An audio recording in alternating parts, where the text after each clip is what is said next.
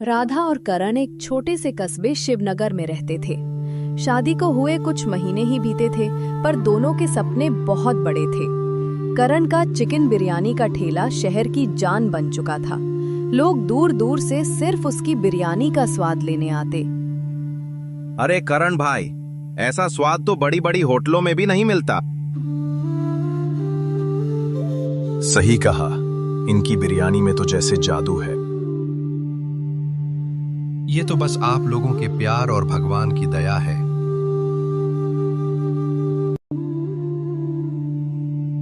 एक शाम जब करण ठेला बंद करके घर पहुंचा तो उसने देखा कि पूरे घर में अंधेरा है। अरे भाग्यवान, अंधेरा क्यों है? सब बल्ब बंद क्यों हैं?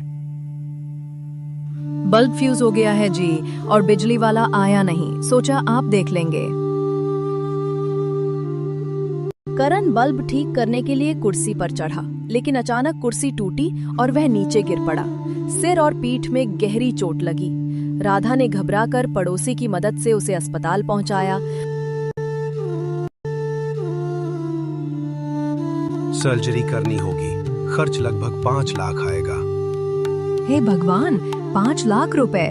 डॉक्टर साहब, कुछ कम नहीं हो सकता क्या? अगर तुरंत पैसे नहीं हैं, तो एक बार सिर्फ सिर का इलाज करा लीजिए, 2 लाख में हो जाएगा।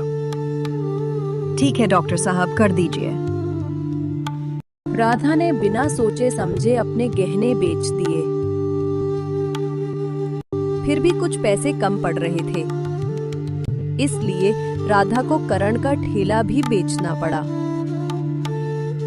फिर राधा अस्पताल जाकर पैसा जमा करवाती है।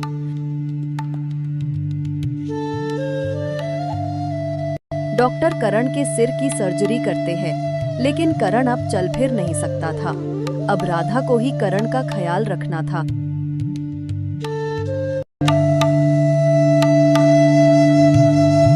ये लीजिए जी, खाना खा लीजिए, फिर आपको दवाई भी लेनी है ना?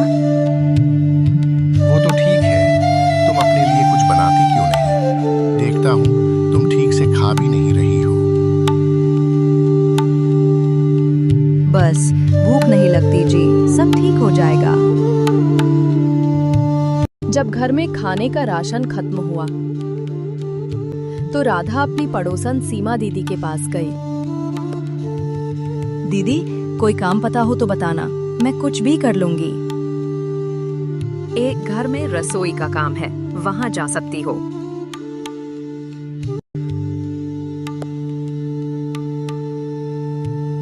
राधा वहां गई तो राधा को रश्मि मैम साहब ने कहा, हमारे यहाँ हर दिन कुछ नया बनाना होगा, जैसे बिरयानी, कोफ्ता, कबाब। सैलरी 8,000 रुपए दूंगी। जी मैम साहब, मैं पूरी कोशिश करूंगी। राधा ने किचन में जाकर खाना बनाया, चिकन बिरयानी, कोफ्ता, कबाब।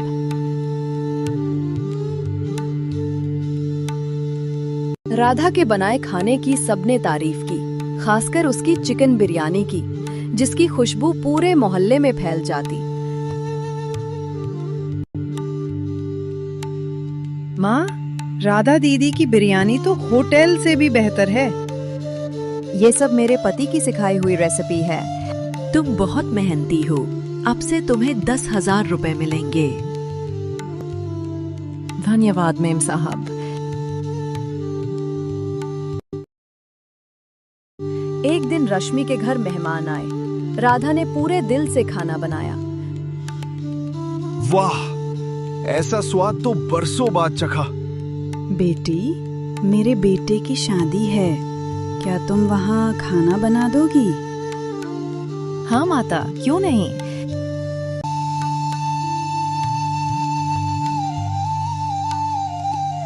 राधा वहां शादी में गई। राधा ने शादी में खाना बनाया और जब सब काम खत्म हुआ तो दूल्हे के पिता आए और उन्होंने राधा को एक लिफाफा थमाया और कहा, ये तुम्हारी लगन का तोहफा है।